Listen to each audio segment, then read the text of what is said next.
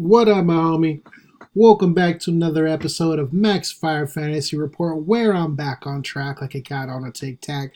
I'm always bringing you something different, so of course I got your trade targets, also known as your buy, sell, hold drops, my baby, and a new segment called Crow, where I eat crow. I go over all my misses, and then I follow that up with a segment called Facts, where I have some little fun with some of my good calls, and then I finish it all off with a little segment I call, that's interesting. All right, so let's get downtown to the funky town and get into some of these buys. Man, this buy section is pretty long. So I'm going to try to whip on through it. So you just try to keep up. You can pause it, slow it, do what you got to do. Hopkins and Bell, Wentz and Murray. Now there's a little asterisk because Hopkins and Bell are going to be hard to pull. But you could probably do it. I'm saying there's a window for opening, and usually they'd be impossible to pull. But right now, there's a little bit of a window, and you might be able to get them. And then Carson Wentz and Kyler Murray. Before I get into these top four, I want to let you know that those two, I wanted to let you know that they're going to be really hard, but there's a window. And the Wentz and Murray two, I want to let you know that you should not probably be trying to trade for a quarterback. But if you can combine them in a 2-for-1 or a 2-for-2 deal, where you get a whole other player that's really the main target of the trade, and you just throw in Wentz or throw in Murray, that could be working out for you. And the reason I put him in a buy section is because his perceived value is lower than his real value. Or because they're about to explode. So Hopkins, if it's possible, you get Hopkins. He's been underproducing, and there's really nothing different about the offense, so there's no reason why this should continue. And if it does continue, it's completely a fluke. Hopkins didn't forget how to catch. Deshaun Watson didn't forget how to throw. There's no new additions. There's no new coach. There's no injuries. So this is just a downturn. Sometimes the stock goes down. Sometimes the stock goes up. You sell it when it goes up. You buy it when it's down. And right now, Hopkins is down. Now, Le'Veon Bell, his stock isn't really down compared to, where it's been. It's kind of still where it was, but it's still low. Now, when I see how many touches he's getting in the run game, he's getting over 20 touches in the run game, and sometimes over double digits in the passing game. He's almost like two players in one. And so if you can pull him right now, you should. Even if you got to pay a lot, which you will have to pay a lot, but he's worth a lot. He's already past his bye week, so you don't even have a bye week baked in. So he's really, out of all of the players on here, the top guy I would try to pull. The first thing I would do if I was you is open up a window in your browser, go to your league, find the guy who has Le'Veon Bell, and see if there's something you can do. Look at his other positions, see what he needs, see if you can provide that, see if you got a player quality in the quality range of Bell that you wouldn't mind giving up. Let's say Cooper Kupp, for example, someone who's been really overachieving, and he's done it for more than 1 week. Like Cooper Kupp has blown up twice in a row, so now he's someone you could probably sell for quite a bit. And so anyways, Hopkins and Bell are the top tier versions of the people you should be going for. And then Carson Wentz, here's some insight for you, homie, and this is the professional insight right here. Sometimes there's too much stats, and a lot of the people who study fantasy, they get too into it and they actually lose their way. And other people don't put in enough stats. There's a balance here. There's a fine line, and sometimes there's just a couple important stats you need to focus on. And when it comes to quarterback, the two stats you want to look at most, number one, are the amount of passing plays per game. And that's the most important thing. That's the first most important thing when you're trying to judge a quarterback's value, because some games scripts lead the game to go one way or the other, and the end result can tell you a whole different story that's not even true. The thing that's true is how many passes are they doing a game, and over the longer period of time, the more data you got, the more accurate the data is. And besides the amount of passing plays per game is the amount of passing plays or percentage of passing plays in the red zone, meaning when they get close to the end zone, what do they do?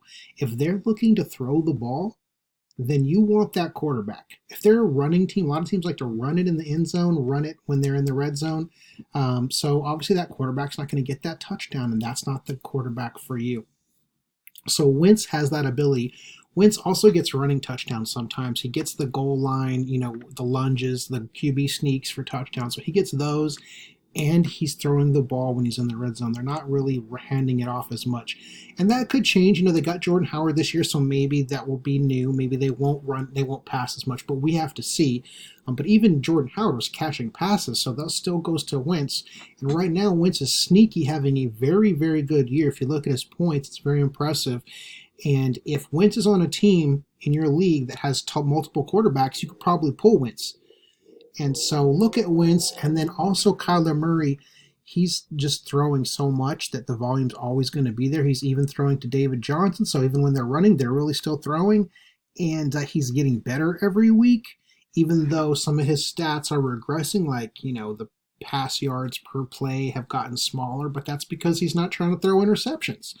They're a passing team regardless. And so Kyler Murray's schedule is getting pretty nice coming up here. So, all right, the real beginning of this list starts right here because, Bell and Hopkins are going to be real tough to get, but they're there. And then Wentz and Murray, you probably shouldn't even get them anyway because they're quarterbacks, and you can get a quarterback on the waiver wire. I'm just saying their value is low right now. And so the real meat of who you should be buying starts with Tyler Boyd. Now, John Ross just got put on IR. And A.J. Green is out, so they can't just throw it to nobody, right? It's going to Boyd. He's the number one wide receiver, and the number one receiver is hurt, which is A.J. Green. So that makes Boyd the number one, and the number two is hurt. So he's going to get a bevy of passes thrown his way. The chances are he's going to be double covered, but he's still, you don't get docked points for that. You just get points for catches, not for misses or drops. So Tyler Boyd should be one of your biggest targets right now. He's not such a big name like Hopkins where it's going to be really hard to pull him. And so to me, he's a guy who can actually get more likely. You're more likely to be able to pull him. So keep that guy in mind. He should have a star by his name. I should have put a little asterisk right there by his name to highlight him a little bit. And then Gurley. This is really sensitive. I don't want you to trip and think that I'm really recommending Gurley because there's a lot of problems with Gurley. And so take this with a grain of salt. The only way you're going to get Gurley, the only way you're willing to accept Gurley, if you listen to my advice, is on the super cheap. Or if you're desperate for a running back, like in one of my leagues, I lost Saquon Barkely, and so I really need a running back. I'm kind of thinking of getting Gurley.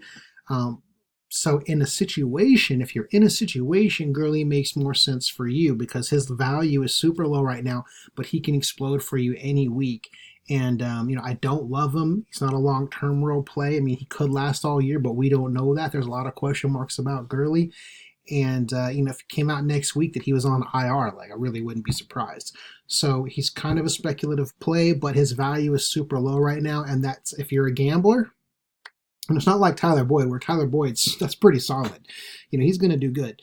Gurley's a little bit more of a risk, but like I say, if you're a gambler and you lost Barkley or you lost someone important, then maybe you take a shot with Gurley. And then getting back to some more safe stuff would be Miles Sanders. And he's been on this list 3 weeks in a row, so I'm not going to bore you with more Miles Sanders talk, but he's getting the work. He's getting more work every week, and he's the better running back.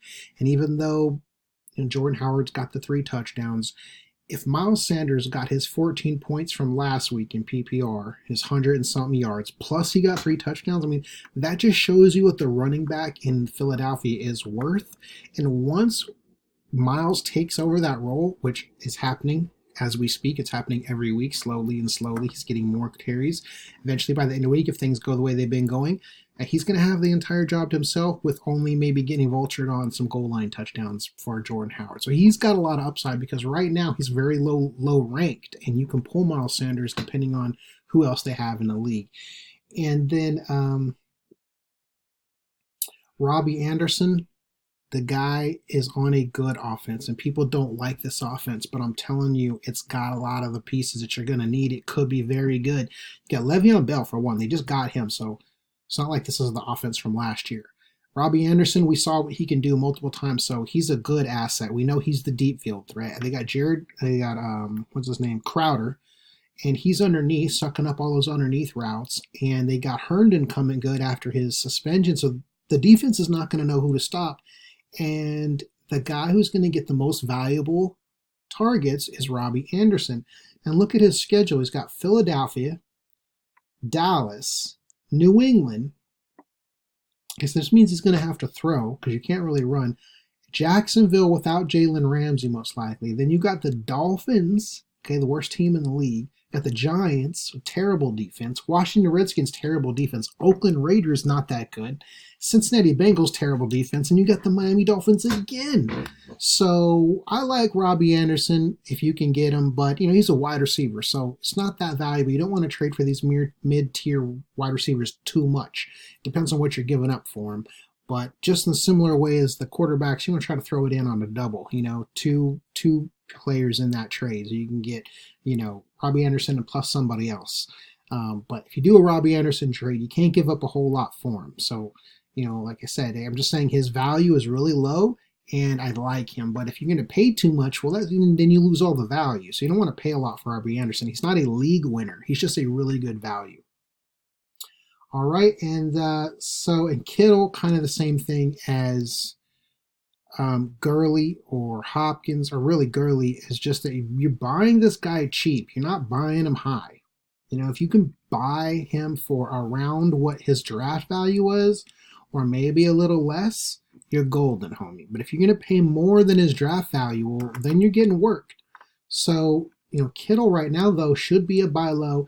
If the guy in your league has Kittle and he also has another tight end, then you can definitely pull Kittle.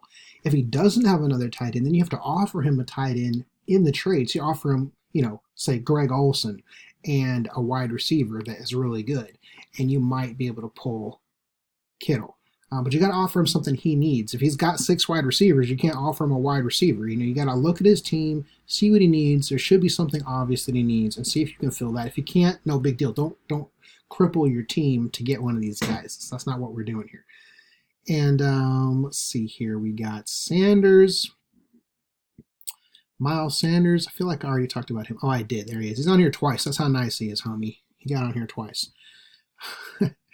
And then Darren Waller, homie. I had to be the first person who told you about him. If you were on my videos early. If you just got here, then welcome to the club. But I was on Waller early, and now it looks like a no-brainer. But, he's this year's Kittle, and now it's kind of obvious. But back then, a few weeks ago, it wasn't obvious. And right now, he's on pace to be a top 3 wide receiver. As a matter of fact, he's on pace to be a top 20, a top 3 tight end, and he's on pace to be a top 20 wide receiver. Because that's how many targets he's getting, and they're going to be down. They're going to need to score, and so Waller's there, homie. He's not going anywhere. He's not a fluke. He's the real deal, and he's perfect for fantasy because he's not really a blocker. So they're not going to have him in the game, when it's time to run. They're only really going to have him in. They have him in the game all the time, but when they're calling his number, it's for a pass. So go for Darren Waller if you can get him. He's a little harder every week. He does it again and again and again. It becomes harder to get him because then people start to believe so strongly. Anybody can do it for a week or two.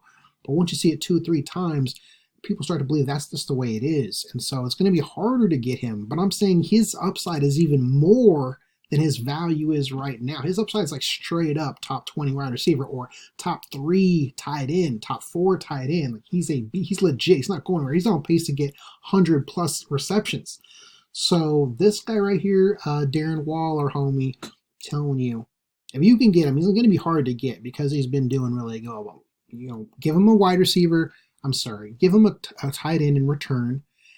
And give him a nice piece. You're not going to steal Waller for nothing. You got to be willing to give it up and go with Waller for the rest of the season. You can't be like having two tight ends and one of them's Waller. If you got Waller, just roll. Just roll, homie. Don't take 2 of them. You don't need 2 tight ends. All right. Now, Marquis Brown, homie. Ooh, put your hands together and just kind of rub them, because you're about to come into some money right here. Marquis Brown is the big homie. You need to get this guy on your team because the fact is he's dropped touchdowns. And you remember how he was exploding to begin the season? That wasn't fluky, but people don't really know that. So if you can go get him now while his value is not as high as it was, because he had a couple of games where it wasn't as good, and the owner is probably starting to lose certainty that this guy is as what he thought he was in the first couple of weeks, and pull Marquis Brown because those points are coming back. All right. And then Ertz, homie, Ertz is legit, and he still hasn't reached his ceiling yet. He hasn't caught the touchdowns, and if you've been watching the games, he's been targeted in the end zone, and he's just not catching them, but we know he can catch. So that's a fluke. That's a downturn. That's an opportunity for you and I to go scoop up Ertz right now. Now, is he going to be on the cheap? No, he's freaking Ertz. Like, we all know who Ertz is. So it's not like he's a Waller. You know, Waller, you might get him on the cheap. Who knows? Maybe the guy doesn't believe in him after a couple of weeks because he just came out of nowhere anyway. But Ertz is locked in, lock, stock, and barrel. So you have to pay up for Ertz. But what I'm trying to tell you is that he's worth it. And similar to Waller, even though he's been doing all right, he's got a whole other level that he should really be at. And so their value and that gap in that value is where you're going to make your money. So go fish around for Ertz. See if you can get Ertz. Combination deals are golden because you can kind of blend the value in between 3-4 players. And anyways, Ertz isn't going to be cheap, but see if you can get him. Now, someone who is cheap right now is Mixon. One of the reasons Mixon's so cheap because everybody saw the game. I think it was like Monday night game, right? It was Monday night. And the Cincinnati Bengals gave up 8 sacks. I mean, it was ugly. That game, if you watch that game, I feel sorry for you, man, because I watched that game and I felt sorry for myself for having watched it. It was just a bad game, and it just looked like hell. And that impression is going to reduce the value of Mixon. But remember when Mixon came in this year, he's a round 2, high round 3 running back in the draft. So he's still there. And if they're going to pull this season out, they're going to do it running the ball. They can't just throw like they did. And a lot of times what happens is when there's a really bad game like that is the team comes together and they make sure that doesn't happen again. It doesn't mean they're going to start going on winning streak or anything. It just means they're not going to give up 8 sacks a game. They're going to start running the ball. They're going to start getting the offense going. Now, just some more information about the Cincinnati Bengals. They're trying to mimic the Rams. And the key to the Rams offense was Todd Gurley. That means that if you're going to copy that in Cincinnati, the key is Mixon. You have to run the ball if you want people to bite on your play action. So they're going to go back to running the ball. And right now, nobody knows that. I'm just prognosticating. I'm just speculating based on my knowledge of football and what coaches do and everything I know. They're going to go back to running the ball. They've got to. They cannot do what they did last time. And so when they recommit to running the ball, Mixon's going to go up in value, and then it's going to be back on and popping, and Mixon's going to be worth a lot again because this is a temporary dip. And yeah, the O-line looked like hell, but they got wide receivers. They got a quarterback who can throw the ball. They got a bad defense, so they're going to have to get in scoring position, and they're going to want to protect that bad defense by running the ball. And that's what any coach is going to do. You got to reel things in when they go crazy like that. And unfortunately for them, it was on prime time, so it made everybody look bad. But that's good for us because now we know they're going to make a change. They're not going to roll that same stuff out this week. It's going to be a recommitment to Mixon into the running game. So that's my prediction right there.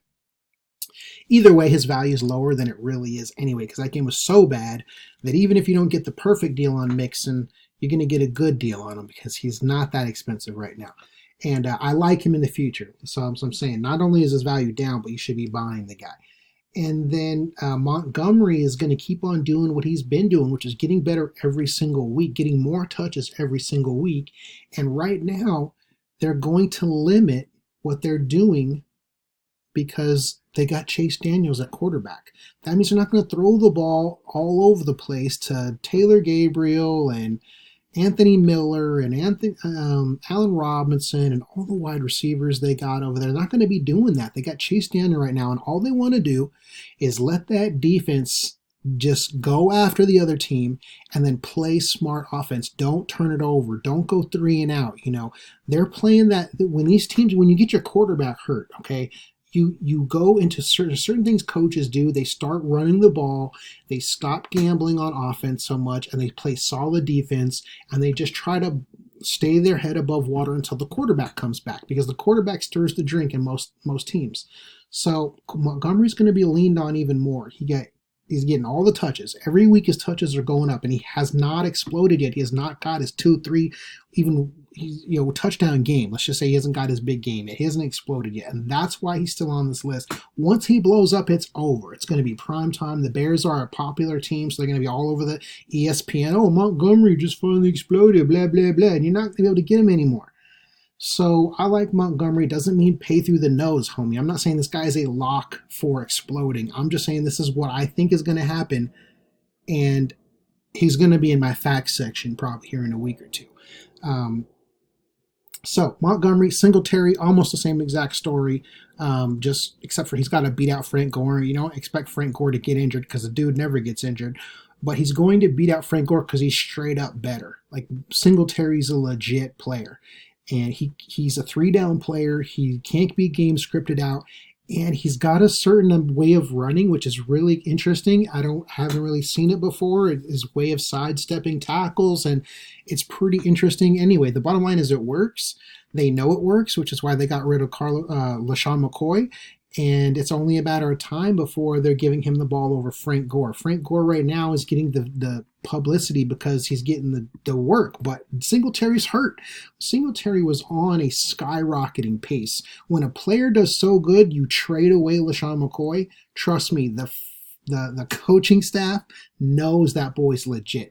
It's the same thing that happened last year when Nick Chubb busted some runs. They got rid of Carlos Hyde. They shipped him off and they said, here you go. Here's the rock, Nick Chubb, because we can't let you sit on the bench. We can't let you ride second fiddle anymore. You're too good. And it's the same thing's going to happen with Singletary. The more the season goes on, Singletary's good. Try to pick up Singletary now, bro, before he blows up. Right now, go see it. Now, I'm not saying give up the house for him, okay? It depends on the guy who has Singletary. If he only has a couple of running backs, he's not going to give you Singletary because he needs him.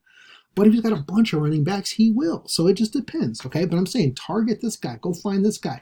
Next guy, Demarcus Robinson. Homie, I got a man crush on Demarcus Robinson. And part of it is just that I'm in love with the Kansas City offense. And come on, don't lie to me, homie. I know you are in love with Kansas City offense too. We want every piece of this offense we can get. And the real question right now, besides the running back, which is nothing but questions, but when it comes to wide receivers, we know who the 1 and 2 is, right? Like we know it's Tyreek Hill. We know it's Sammy Watkiins 1 and 2. In an ideal world when neither one is hurt. Who's the number 3 though?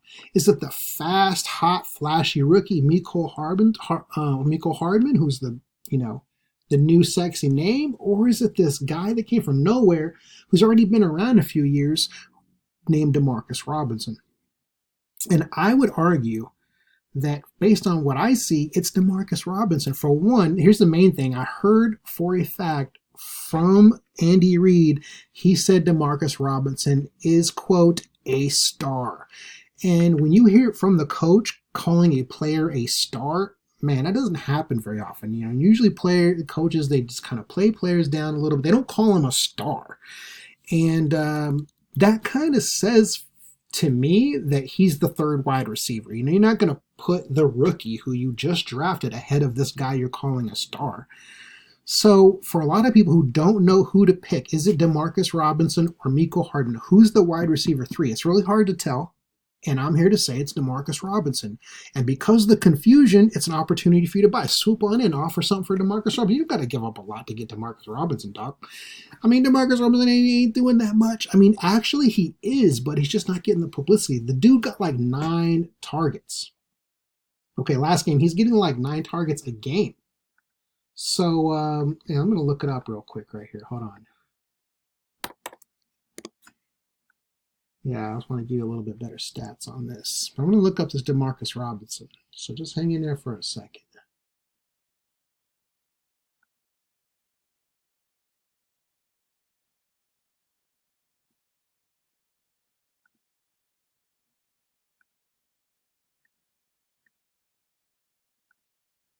Okay, here we go. You've got him at his first game, he got 2 targets, okay? Second game, he got 6, and he exploded with 2 touchdowns. That's when he burst on the scene for 36 fantasy points. So, welcome to the world, Demarcus Robinson. The next week, he got 4 targets, which is much less, but he caught 3 of them, and he still scored double digits, got 12.8 fantasy points. That's not bad for a bad game. He only got three catches, and he caught a touchdown. So first game, nothing. Next game, exploded. Next game, did okay. Did pretty good, actually. The next game, he only got 3 receptions, but he got 9 targets. And that's your first 4 games. Targets read 2, 6, 4, 9. And you don't have to worry, are these short yardage targets? This is Mahomes we're talking about, okay? So you don't have to worry about the quality of the target. So last game, even though he only scored 6.5 points in PPR, he got 9 targets. Dog, I'm telling you, who cares whether they call him wide receiver 3 or wide receiver 1? You're getting 9 targets from Patrick Mahomes and that Chiefs offense. You're basically a stud. And so I'm hiring. You know, Demarcus Robinson needs a job. I'm hiring, especially if I'm an NFL team. Go get Demarcus Robinson because he's going to be cheap. And if for some reason the owner of Demarcus Robinson values him really high, well, then don't sweat it. You know what I mean? But you just go thinking in your mind, the guy probably is not valuing him as like the way I am, which is I'm valuing him as a guy who gets, let's say, like 6 to 9 targets from Patrick Mahomes every week. So I'm valuing him that high. That's my level right there. And I don't know how the owner is really valuing him. So you should check him out. If he's in this flex position, he probably doesn't value him a whole lot. You know, if he's in the wide receiver 2 position, then he does value him a lot. But either way, make an offer. It doesn't hurt. All right.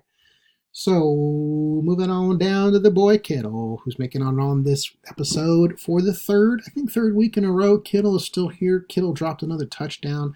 Man, but the dude's killing it. Tight end is really hard to win on. You get yourself a good tight end, you know, you swoop up on a Waller or on a Disley, you know, or on a Mark Ingram on the slide because they weren't really ranked high coming in. Then you made it. That's the perfect sweet spot where you don't even draft a tight end high. Then you come in after the season starts and you swoop up on some awesome free agent who becomes the next Kittle. And that's the ideal. And so right now, a lot of people, you know, they got Kittle thinking he's my guy. I don't have to get another guy. And they didn't swoop up on Waller or Andrews or anything like that. But now Kittle's underproducing. All you got to do is offer him your tight end plus an additional player who's much better that he might need. You know, just take a look at his team. If he's short on running back, you offer him a running back. You know, you don't give up your team, though. I'm just saying this is an opportunity to buy low. If he buys, he bites. But as an investor, you don't have to buy. So you only offer deals you're happy with, right? And then Josh Gordon, dude, let me tell you, last week they had the Bills. The Bills are one of the toughest defenses in the game. They can get after the quarterback. They harass Tom Brady. And then the cornerbacks can play one-on-one all day. They're the best cornerbacks in the NFL in Buffalo. So last week was a bit of a fluke. Good opportunity for us to buy low. Good thing it happened in, you know, early in the season. So he didn't have a bunch of good weeks before that where the owner won't freak out. And then before that, I think, you know, and there was also that game with Antonio Brown in there. So Gordon hasn't exploded yet. And this is a good time to be swooping up on Gordon. I believe in Gordon. I believe in the Patriots offense. And I think it's just a matter of time before he explodes and becomes an integral part of that offense. Remember, they lost Rob Gronkowski, and right now they can't even really run the ball. So everything really points to throwing the ball. And Gordon's got the deep routes. Edelman's got the underneath routes. So good time to be buying if you're looking for Josh Gordon, need a wide receiver. And then Devanta Freeman. You might kill me for this, okay, but I just got a man crush on Devanta Freeman, and I think right now is a good opportunity to buy low. I think the Atlanta Falcons are throwing the ball too much. They're probably going to dial it back in and run the ball more. Devanta Freeman doesn't look like the same guy he was like 4 or 5 years ago, but he still looks really good. And most importantly, he got 9 targets last game. So if you get a wide receiver getting 9 targets, you can be pretty happy, right? Imagine if that wide receiver was Devanta Freeman, and not only was he getting 9 targets, he was also getting 15 to 20 touches a game.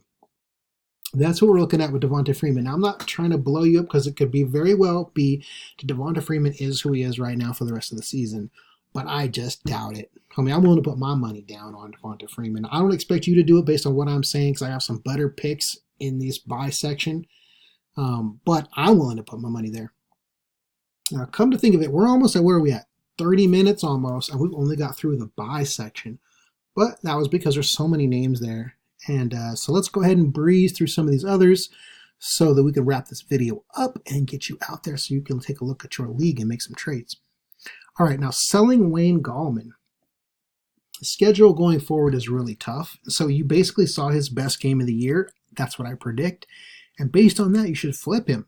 And the number one league you should be, or team you should be looking at is the other guy the guy who actually owns Barkley. And if that's you, you're probably going to hold on to Wayne anyway. But go find the guy who had Barkley. See if you can trade out of Wayne Gallman while his value is high, because his value is soon going to be worth absolutely nothing. Okay, nothing. That's what he's going to be worth very soon. And then Jordan Howard, coming off of a 3-touchdown game, is the perfect time to sell. Go find the same team. If they don't want Wayne Gallman, but they have an injury or they just low on running back, Jordan Howard potentially, has a lot of value to that guy. He was on primetime TV, national televised game, so everybody saw Jordan Howard go off for 3 touchdowns, and he looked good. He literally trucked some people and took it to the end zone. So he earned those touchdowns. And he was involved in the passing game. So he's got value. Flip him, though, because I don't think his value is ever going to be any higher than it is right now. Unless he does it again next week. I mean, when you do these weeks consecutive, that's when your value really goes through the roof. And then Matt Brieda, workhorse, but he's not even an RB3. Coleman is returning. He's injury prone, and Jeff Wilson just stole 4 touchdowns from him. So, yeah, if people like Brieda, go sell him Brieda. You probably don't even have Brieda. Hopefully you don't have Brieda. And then my other sell, this one comes with an asterisk, is Cooper Kupp. Because I told you last week, my opinion on Cooper Kupp was that this is not a fluke, and that was my hot take, was that this wasn't a fluke because he never really produced like that before. But now I'm saying, now he's done it twice in a row, now you can flip him, because if he has a bad week this week, it will essentially ruin the 2 good weeks that you just have right now. Because people will just look at it and go, yeah, but. They're going to look at those 2 weeks and go, yeah, but this week, the most recent week. And so if he has a bad week, then you're going to be screwed. You're not going to be able to flip him. And right now, would you get him in the 6th round? Now I think he's legit. Don't get me wrong. But you're trying to pull somebody with them, man. I'll give you some ideas who you might be able to pull from. Go pull like Josh Jacobs and Darren Waller. That'd be a good pickup. It's kind of close, but you might not be able to get it, but it just depends. Zach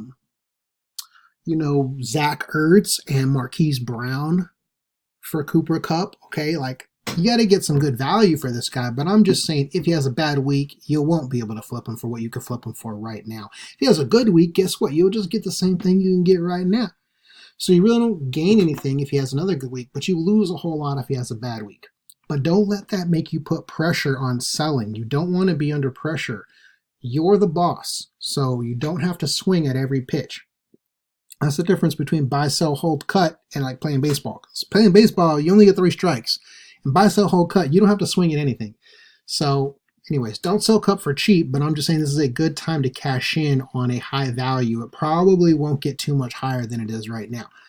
Best case scenario, it stays the same. All right, so we're basically halfway through at least, homie. Thank you for sticking around with 33 mins. And I'm going to breeze through these holds, cuts. And I got the other couple segments coming up, but those will just last a minute. But either way, hopefully you are enjoying and you don't really want it to end. All right, so Will Fuller, don't cut him. Homie, the guy is a beast. He has to hit. You got to give them time to gel. They had Kenny Stills come in. They had a new running back come in. And that deep ball is kind of a fine art. And they had it dialed in a year ago and 2 years ago. They've been doing really good, and right now it's not dialed in. But he just dropped a long touchdown. If he got that touchdown, he wouldn't be on this list. But he dropped it. Therefore, his value is not that high. Unless you saw the game and know that he should have had that touchdown, you're probably thinking Will Fuller is not that good of a value. He might even get cut in your league. That's why he's in the hold section, because some of these players, people are actually thinking of cutting them. And do not cut Will Fuller. I'm not saying you should trade for him either. That's why he's not in the buy section, but do not cut him. Frank Gore, you got to hold on to him. He's doing too well. Adrian Peterson, Darius Geis isn't there. He's on IR. And Chris Thompson only catches passes. That's if he doesn't get hurt. If he does get hurt, it's going to be AP of last year. Last year, AP was a steal. He was killing it last year. That was not that long ago. The guy is a freak of nature.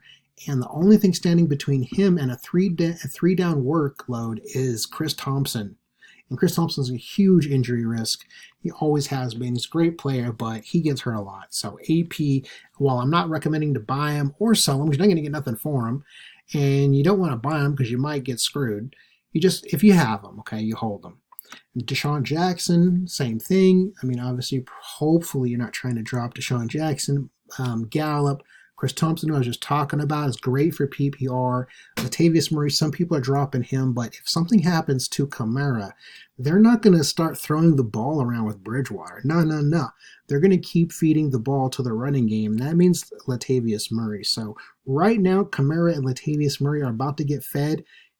What I'm saying is, in other words, is the running back is about to get fed in New Orleans. I mean, the running back's already been getting fed, but now he's going to get fed even more because they can't let Bridgewater throw it all over the place. He's not that type of quarterback.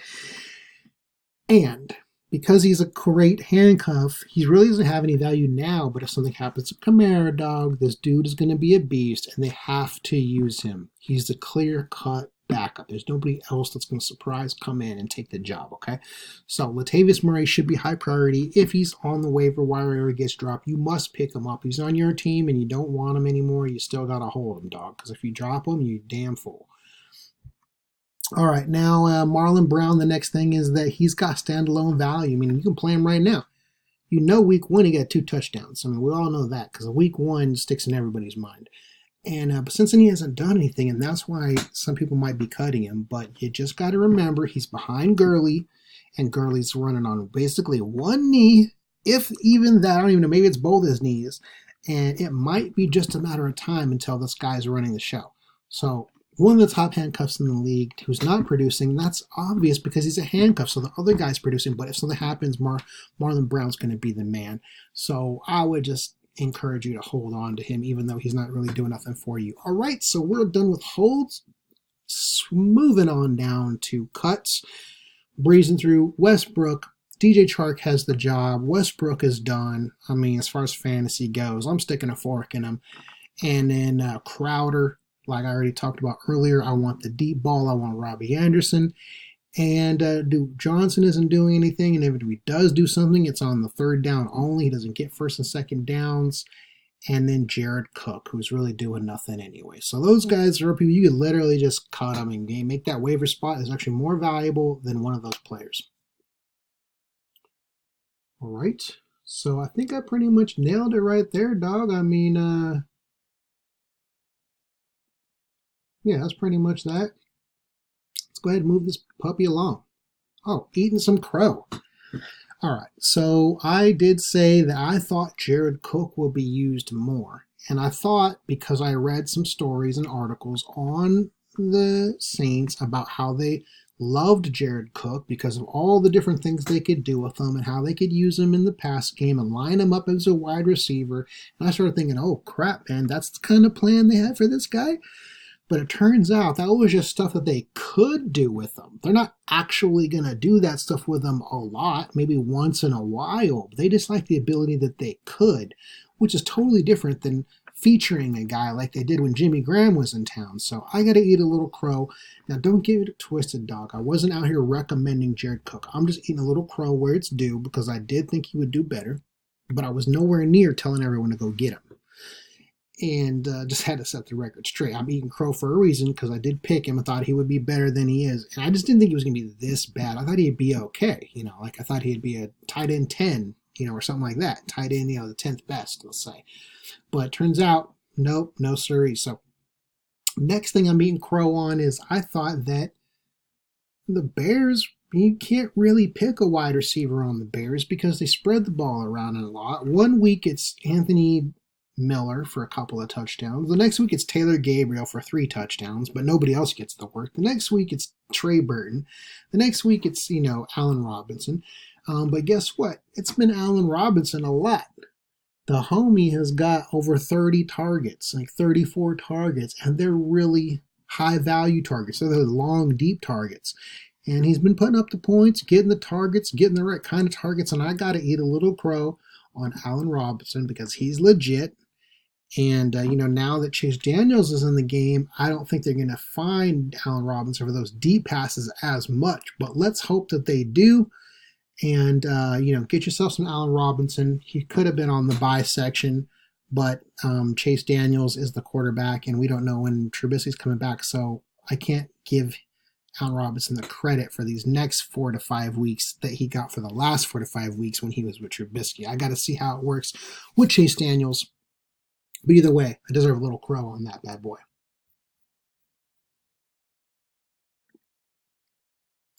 All right. So I was recommending to you to get Fournette for 3 weeks in a row. He had a bad game, another bad game, another bad game, and people were jumping off the bandwagon left and right. But your boy Maxfire said, go get Fournette because the volume is too good. He's involved in the passing game. And guess what? Didn't he explode for 225 yards? Yes or no? And the answer is yes. That's facts. All right. I was telling you, buy Dionte Johnson. You were probably like, who's Dionte Johnson, Max? I'm like, this is the dude who got 6 targets for a touchdown.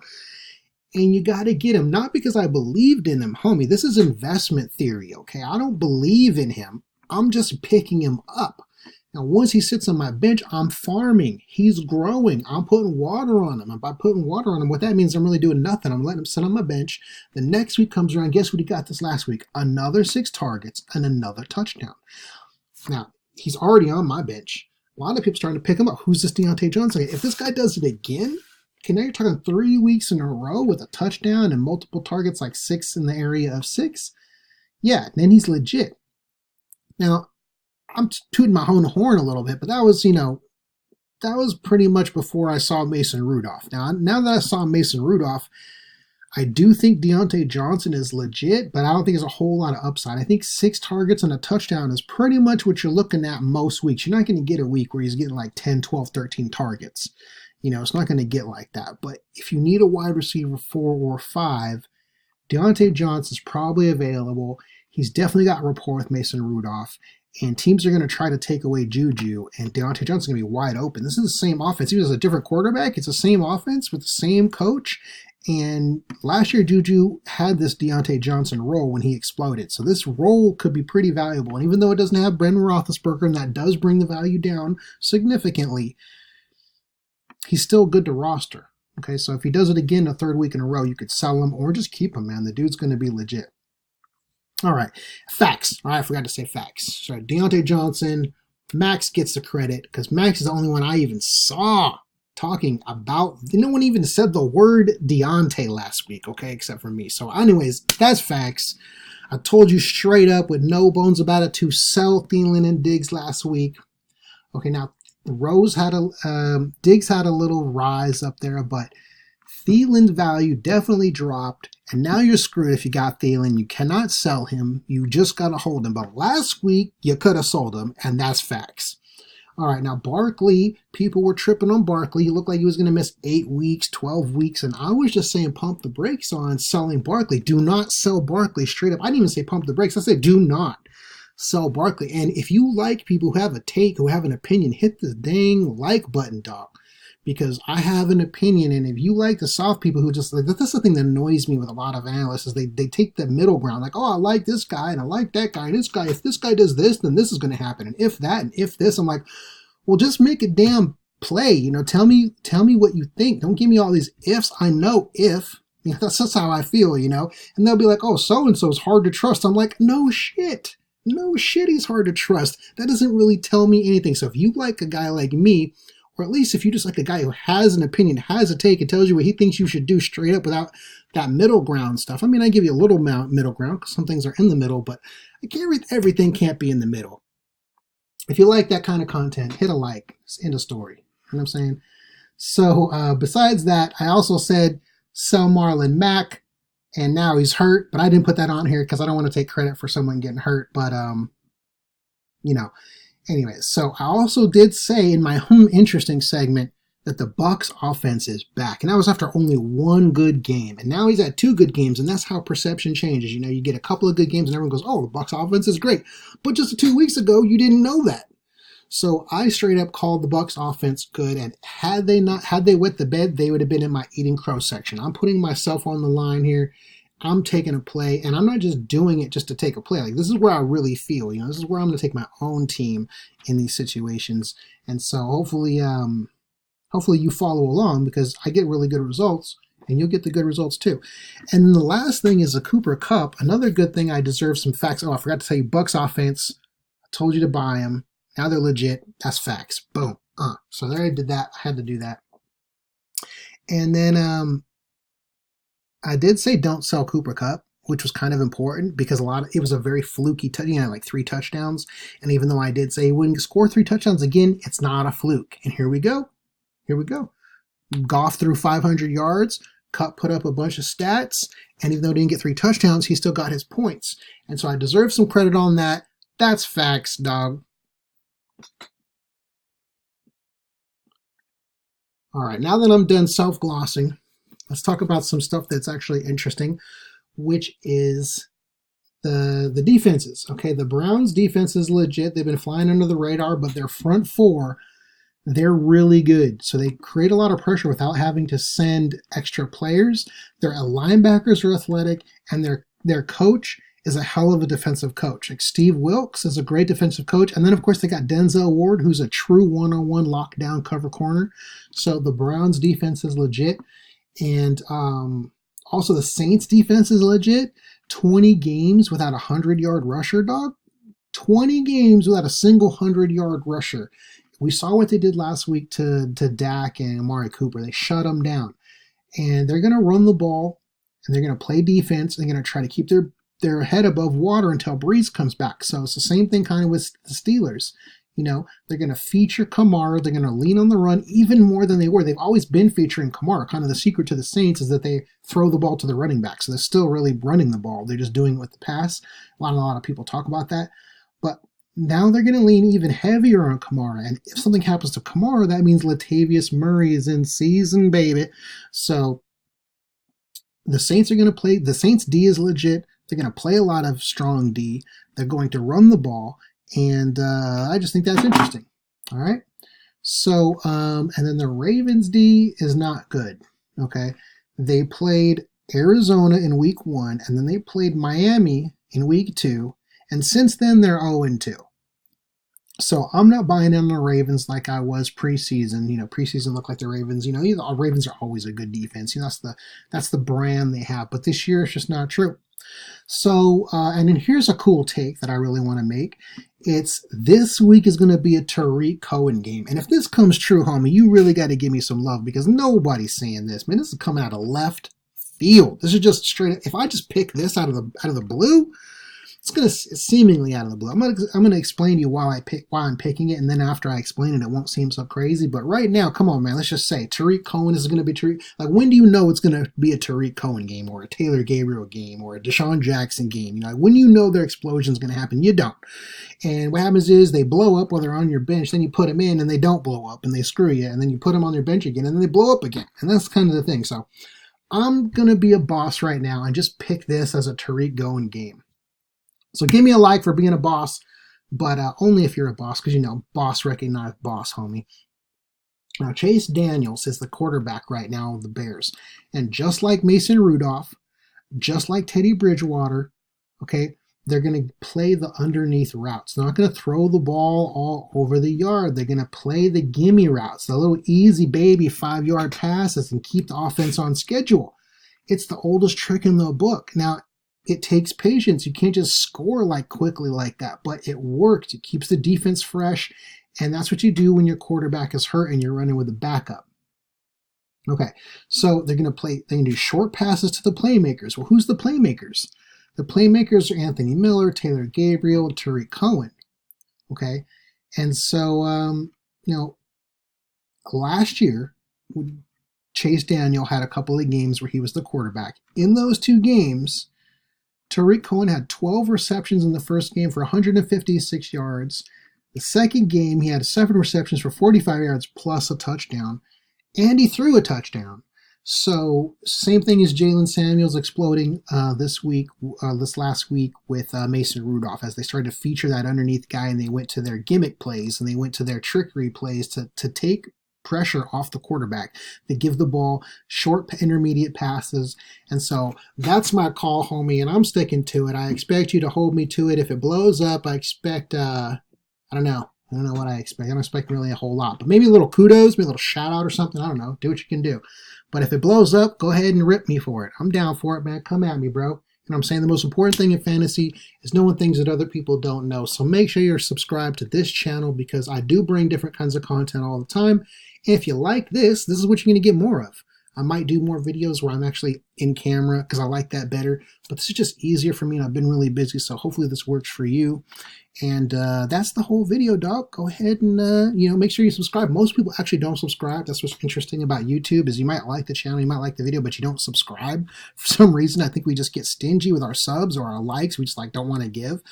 But either way, dog, it's up to you. But check out this thing called Monkey Knife Fight if you think you know a lot about football or if you like to play a little bit of gambling, throw prop bets like who's going to score this and who's going to do what. You can go over to Monkey Knife Fight and actually do that stuff now. It's legal. So you can actually make money with that site. I went to them and got a promo code MAXFIRE so that anyone who's watching this video who wants to give Monkey Knife Fight a try can use that promo code if they sign up. Like you don't need my promo code to go to Monkey Knife Fight. So you just go there and check it out and let me know what you think, man. I want to hear your input. And if you actually see a bet you like or you see a prop thing you want to take advantage of, drop 20 bucks on it. Make sure in the purchase section when you are signing up, use the code MAXFIRE because you're going to get a cool discount or I don't know what you're going to get. I know it's a discount. I actually sent them an email asking what's the very best offer I can get for my viewers and I haven't checked it yet today, so maybe it's in there. But trust your boy Max. I'm going to get you the best deal. But either way, who cares? Monkey Knife Fight sounds cool. I'm just so glad that everybody's getting into fantasy football now.